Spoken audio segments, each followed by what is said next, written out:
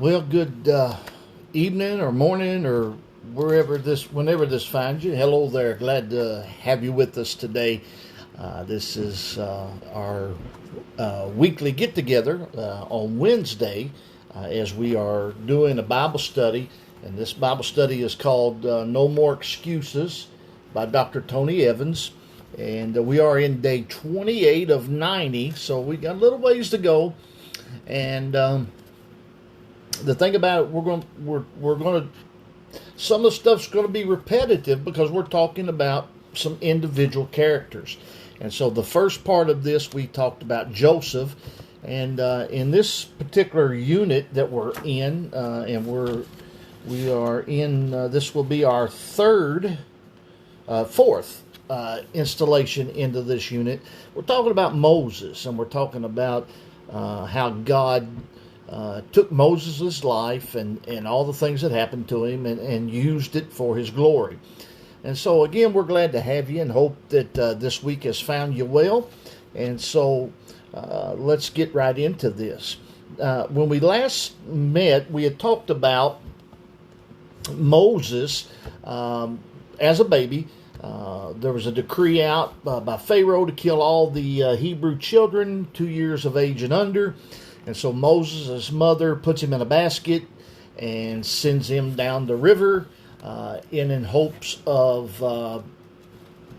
I think she hoped that Pharaoh's daughter would get him. That was sort of the hope, and it was a bold strategy, really, to put a. I mean, you think about it. You try that today. Let a mother put a child in a basket and send him down the stream. She's going to jail when they find out who she is. So it was a rather bold move, but she felt like she needed to do this to protect Moses. And then Moses was found by Pharaoh's daughter, and Pharaoh's daughter had pity upon him. Obviously, she knew he was a Hebrew. But was able to talk Pharaoh into allowing her to raise Moses, and Moses was afforded everything that the royal family would have had. He would have had the best of education, and he would have had the best of clothes, and so he was well taken care of through his childhood. But he always knew he was a Hebrew. And he felt a connection with his Hebrew people. And as he watched the punishment that Pharaoh dished out on the Egyptians on the Hebrews as they were enslaved in Egypt, he watched them as they built bricks every day, and the hope was to get back to the promised land. And so Moses saw one of his fellow Hebrews being mistreated. He didn't think anybody was around to see it, and so he took it upon himself to kill the Hebrew or to kill the Egyptian and to hide the body. And the next day, when he comes back to the place, there's two Hebrews fighting. And when Moses goes to break it up, they say to Moses, "Are you going to kill us like you killed the Egyptian?" Thus Moses knew what had happened, and word spread that Moses murdered an Egyptian.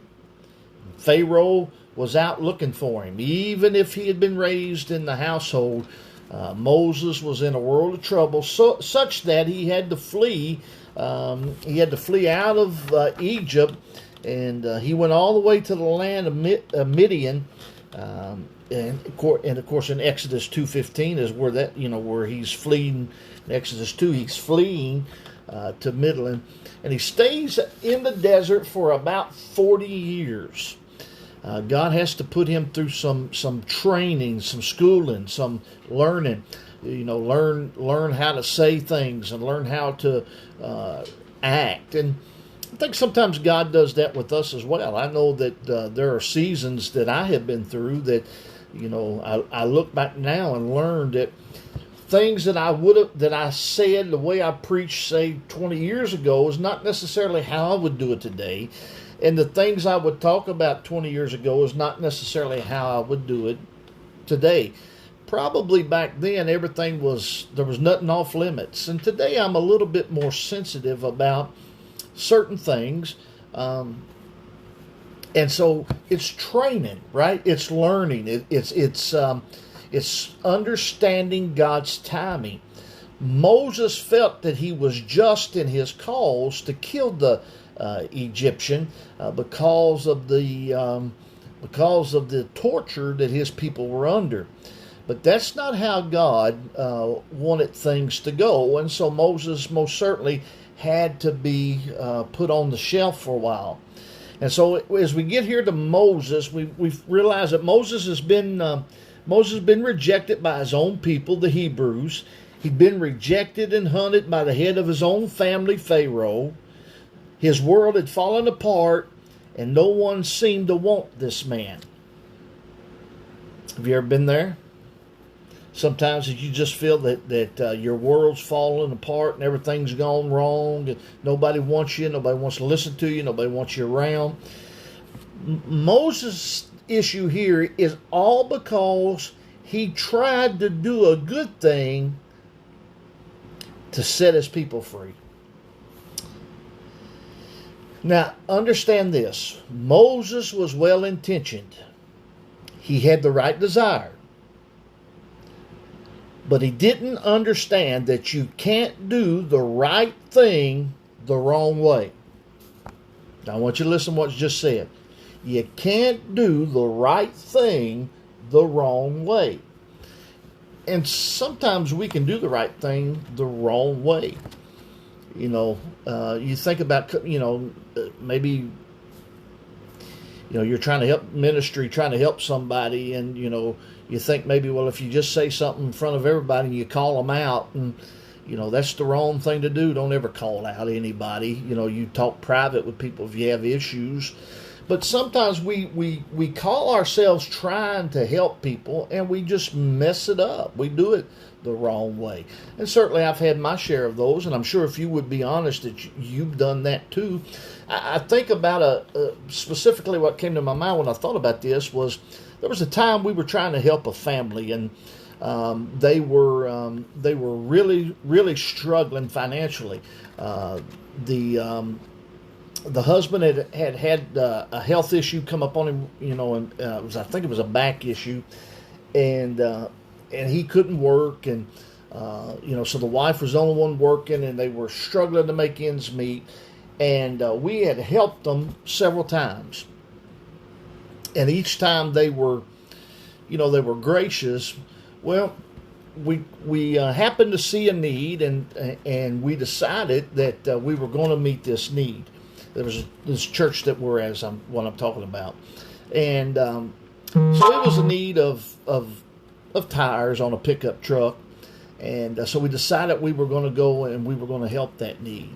But what we didn't, while we were doing a good thing, we didn't think this thing through. We didn't think about the fact that the fella in this situation was off work, and that's rough enough for a man. Let me back that up, because men nowadays, I don't think they really want to work. But let's leave that for another day.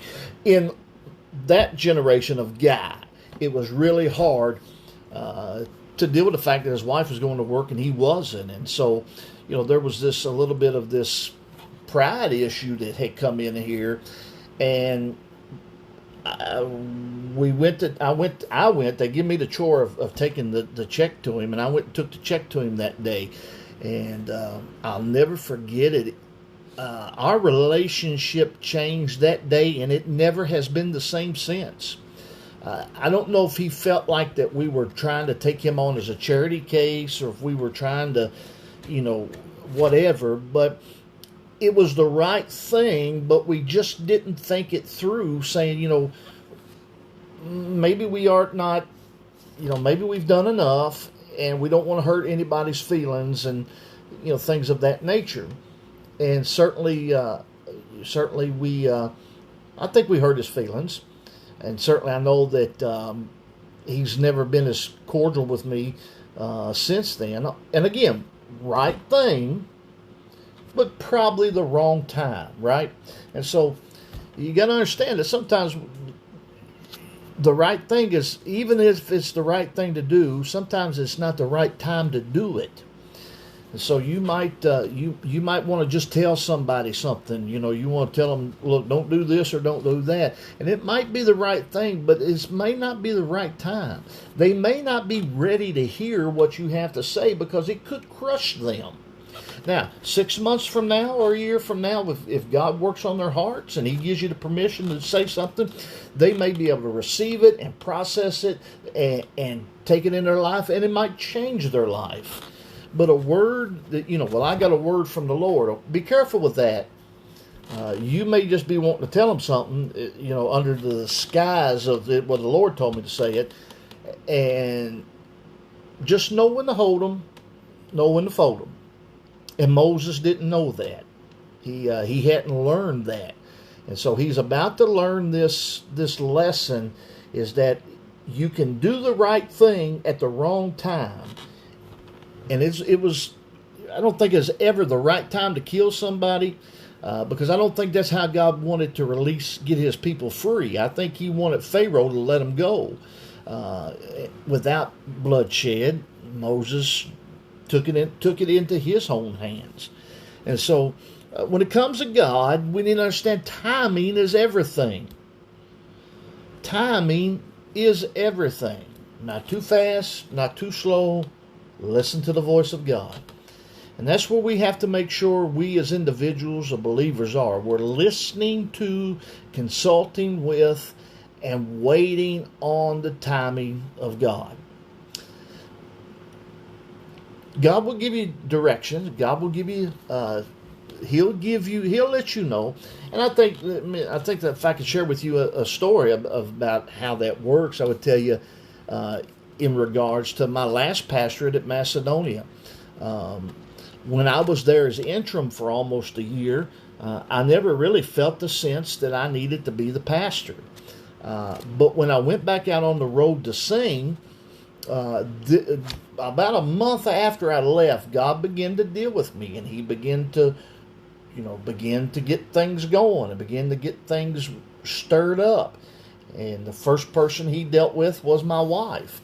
And so, sometimes we got to wait on His time. And then when we made the decision, I didn't know if they'd already hired a pastor or not. But we went back and told them that we would be available if they still wanted us, and they voted and chose to. And we spent 13 great years there. One of the best stops in all of my ministry stops. But it was the timing. A year earlier, I didn't have that urge. I didn't have that compassion, that sense of that I need to be here because God's calling me here.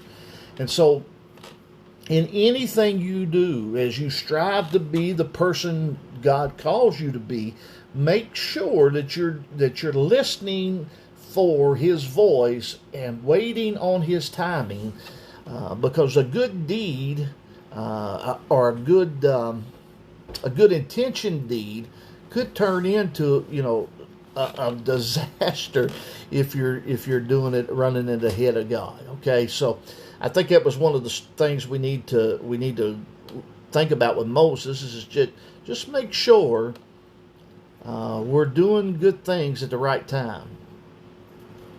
And so, you certainly want to encourage people to go to church and encourage people to come, and but I think there's times that we get it hot and heavy, we hit them hot and heavy, and there's other times we just put an arm around their neck and we just say, hey, we love you, and not even mention it at all. I think about people who have told me that I'm not like other preachers, that I don't call them out, when they miss church, and, they miss church for 2-3 weeks. And some preachers, I guess, call out people and say, hey, good to see you. Don't know why you couldn't come 2 or 3 weeks ago. We have church here every Sunday. I don't want people running from me in the grocery store, right? You don't, we want people to know they're loved, they're missed. But I'm not going to barrage somebody. We love you. We miss you. We would love to have you there every Sunday.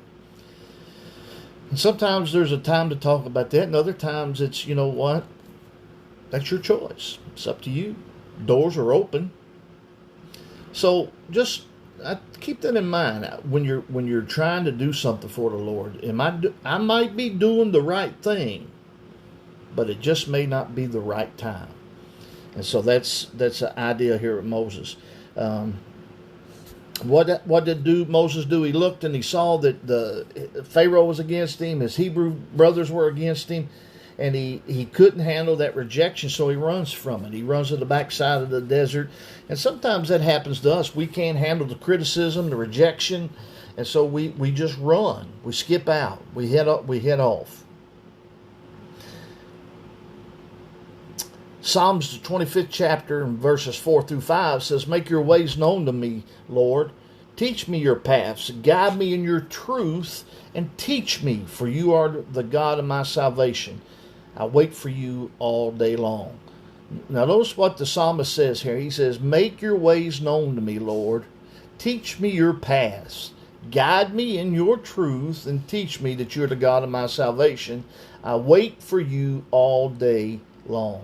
The psalmist here is obviously asking, "Lord, show me what to do and when to do it. I'll wait." He says at the end of this, "I'll wait for you all day long." Wonder if we really do that? I mean, I think it's something to think about, right? We pray about something, and God doesn't show or give us an answer in the next 10 minutes, and then we start rationalizing, well, no answer must have been an answer. That means it's okay. And so then we go do something, and sometimes it works out, and sometimes we make a mess out of things. I think when we listen to the voice of God, when we wait, I think God will always show us what He wants and when He wants it. The hard part is waiting and not allowing the human emotion, and that's what happens here with Moses. He allows emotion to overcome him. He allows emotion to take control of him.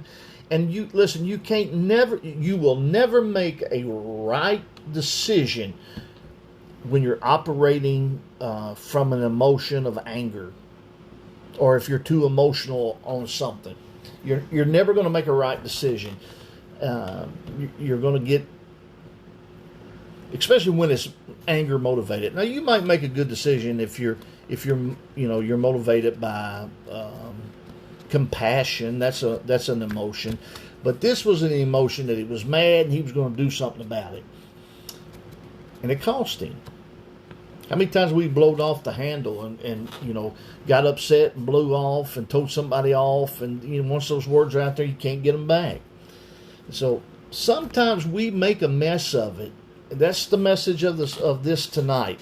Sometimes we make a mess of it by simply running ahead of God. Right intentions, wrong timing. Great idea, not now. And I with that thought said, I've run into a lot of, especially as a pastor, one of the most invaluable assets I've ever had is Billy Ray Barnett. He was a deacon at the church I came from 7 years ago at Macedonia, and what I loved about Billy Ray was I would run ideas off of him. Okay, what do you think about this? What do you think about that? And he never told me, never in the 13 years that I was there, he never told me I had a bad idea. Not one time. Now, I don't know if he agreed with them all, but he never told me I had a bad idea. But what he would tell me is I remember him saying this quite often: good idea, not right now. And so I valued that, because here's somebody who had been in the community for years, well, his whole life, and been in the church for 40 or 50 years. And he had the pulse of everything. He knew the history long before I come along. He knew the layouts with other pastors, what they tried and failed. And I never did want to go in and force anything on anybody. That's why if you've ever served underneath me, I've never walked in and said, "This, here I am, and here's how we're going to do it." We try to make decisions together, and we try to move things forward. But I always valued his advice. And he would tell me the truth. That's a great idea. Let's do it. Or, hey, great idea, not now. And if it was a great idea, let's do it, I'd always ask, what happens if people don't like it? He said, I'll tell you what I'll do for you. He said, I think this is a good idea. Let's do it. Let's give it a shot. And if everybody enjoys it, you take the credit. And if it goes sideways, you give me the blame. I said, wow. You know, what a guy. That's a guy right there. That's a man. That's a man you want in your corner if you're a pastor. You want somebody like that. And, you know, so I learned a lot of things. That a lot of things I wanted to do were good ideas. It just wasn't the time. And then he would come back. Maybe some other time I'd run it back to him. I said, hey, you remember that thing we were talking about 3 or 4 years ago? What do you think about it now? You know, I think, and then he might come back and say, hey, I think you got the people in here now, and we've grown past some stuff, and some, you know, we got, you know, people are at a place right now, I think that'd be a great idea to try it. And so, you know, do the right thing and do it in the right time. And thank God for people who you have in your corner who will tell you that that's a great idea, just not the right time. It's a great idea, and it's the right time. Listen to those folks, not just on ministry level stuff. Listen to people that have somebody in your corner that will tell you that kind of stuff. Have a friend in your life that you give permission to hold you accountable. That you give permission to say, you know what? I'm giving you full authority that when I run things by you, that you tell me if this is a terrible idea. You got every right to tell me. Don't hold back. Tell me that. Don't just slap me on the shoulder and say, well, it'll be all right. Tell me the truth. You need it, and you need somebody that you know that loves you and has your best intentions in heart and will tell you the truth. Whether you're right, and if you're wrong. They love you, and you know that you can count on that because they love you. Then you know that they're telling you the truth. And if they do, if you've got somebody like that, and you're willing to let them do that, then do it when they tell you that it's no or yes. You follow their advice. Okay. Maybe you've made a mess of things, and you've been on the run from God. You've sinned, or you've made a mistake, or you've done some things that you don't think God would be pleased with, and now you've run from God. You don't go to church, you don't read your Bible because you're on the run. You know, well, God wouldn't like me the way that I am. But could I tell you that God is incredibly crazy about you? He loves you, and He sent His Son Jesus to die for you, and He's willing to give you a fresh start and a new beginning if we confess our sins and place our faith and trust in Him. He's willing to wash us and to cleanse us and to take a past that is messed up and wash it white as snow. But we won't get that kind of result if we're running from God. We have to stop, and we have to turn around, and we have to say, you know what? I'm tired of running. I'm tired of feeling guilty. I'm tired. Lord, you remember the old song we used to sing in church, Lord, I'm coming home? It's time to come home and to say, you know what, no more running, no more walking on the other side of God, trying to get away from Him. The beauty of God's grace is that even when you run, He knows where you're going. If you allow Him to, He'll help you put your mistakes, your sins, and your rejection behind you and give you a fresh new start.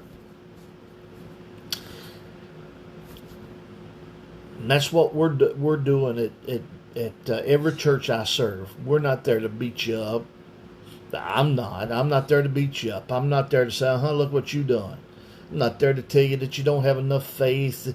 You know, if you had enough faith, you wouldn't do this or you wouldn't do that. I'm here to tell you that we're all messed up. We're all sinners.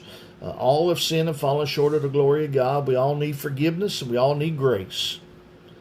And if you're willing to stop and slow down, if you're willing to turn around and face Jesus and ask Him to forgive you, He will. And His mercy endures forever, and His mercies are renewed daily. And there's nothing greater than grace, and you can't out-sin God. You can't any of that. Whatever you've done wrong, confess it and trust Jesus. Well, that was what was the story with Moses this time. And next time we'll introduce to you into this story a man by the name of Jethro, who becomes Moses' father-in-law. And but don't run. Don't run from God. You stay right in there with Him. We're all going to make mistakes. We're all going to mess up. We're all going to fall short. If you listen to somebody that tells you that you're never going to run from Him, and if you listen to somebody that tells you can't be forgiven, run from them. Because if we can't be forgiven when we mess up, we're in a world of trouble. Because I mess up on a daily basis. And I'm sure if you're honest of it, you probably mess up on a daily basis too. Hey, I hope everybody has a great week. Just remember, get to church on Sunday morning. We'd love to have you at Beaver Baptist if you're in the Cynthiana area. But wherever you're watching this from, you need to be in a good church. And so I want to encourage you today, get in a good church. Now, when I say a good church, I want to tell you, quit tolerating. If your church is not preaching the truth and you're not getting nothing and any of that, you don't stay there just because you've always been there. You get in a good Bible teaching and preaching church and listen to the Word of God and apply it to your life. I had one of the greatest compliments that I can ever get. I got Sunday morning from a couple. They're a new couple that are coming. They rededicated their life and was rebaptized a few weeks ago. And when they went out the door Sunday morning, they said this to me. They said, that was a great sermon. And that was okay comment. But what they said that really made me feel good was, you've given us a lot to think about. And I told them, I said, there I know I've done my job. Because if you leave thinking about, because how many times have you left church? Now let's be honest about this. How many times have you left church and when you got back home or somebody come around and said, hey, what the preacher preach about today? Your kids come over, what brother so-and-so preach about? And you stop and think, and I don't have no idea. I don't know what that joker was talking about. And so they said, you give us a lot to think about. And I said, then I've done my job. I've done my job. My job is to make you think. My job is to make you curious, to go and dig and search and evaluate so that you can become the person that God's called you to be. I can't change you. I can point you to the light. I can point you to the right direction, but God is the one who changes you. And if you walk out of the service and you don't have anything to think about, then one or two things happen. Either I didn't do my job, or two, you weren't listening. Because my goal every week is to give you something to think about. Now, am I preaching the best sermons out of all the pastors in the world? No, not even close. Matter of fact, I'm just above the stuttering dude selling Bibles, if you ever heard that joke.